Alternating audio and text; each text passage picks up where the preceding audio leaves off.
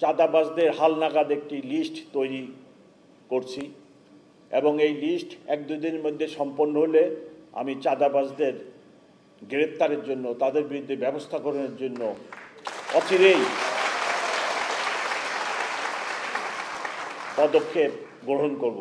চাঁদাবাজি একটি সামাজিক সমস্যা, সামাজিক অপরাধ। চাঁদাবাজি মোকাবেলা করার জন্য শুধু পুলিশ নয়, সমাজের প্রতিটি অঙ্গ সংগঠনকে আগে আসতে হবে।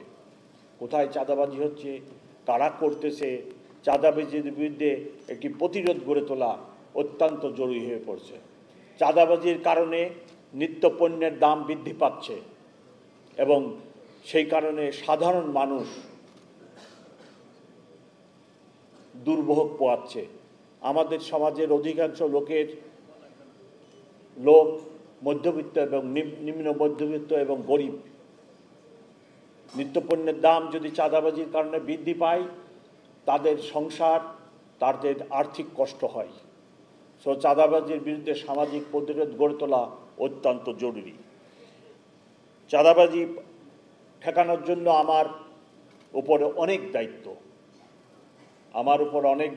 আমার সহকর্মীদের উপরে অনেক দায়িত্ব। আমি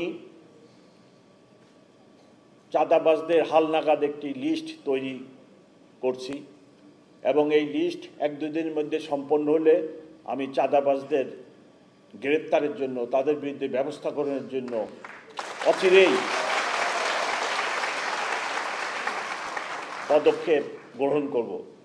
সকলকে যারা এই ধরনের কর্মকাণ্ডে লিপ্ত, আমি তাদেরকে অনুরোধ করব, আপনারা এই কাজে লিপ্ত হবেন না, আমাকে কঠোর আইনি ব্যবস্থা নিতে বাধ্য করবেন না।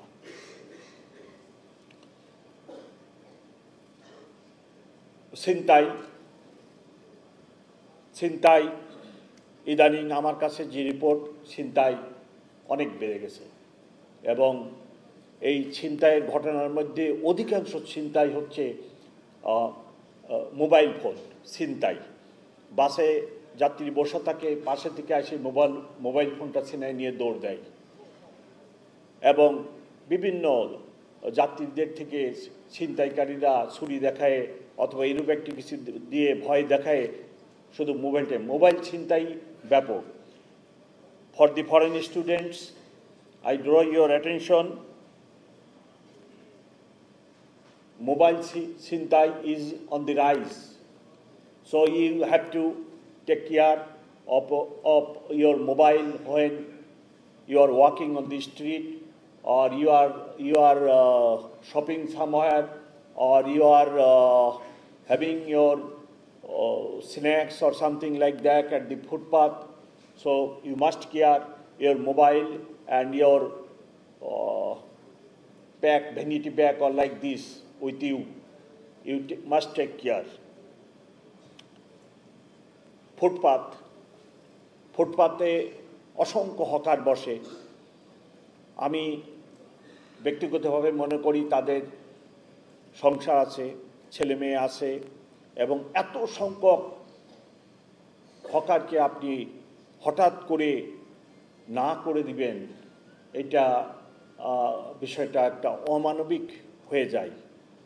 সো আমার অনুরোধ যে ওনারা যতদূর সম্ভব সংযতভাবে ফুটপাতে থাকুক এবং তাদের যে কাজটা ব্যবসা বাণিজ্য, ছোটোখাটো ব্যবসা বাণিজ্য করে, আবার আমাদের সমাজের অধিকাংশ লোক মধ্যবিত্ত, নিম্ন মধ্যবিত্ত, গরিব পরিবার, তারা আবার এই ফুটপাত থেকে কিছুটা সাশ্রয়ী মূল্যে পণ্য সামগ্রী কিনে।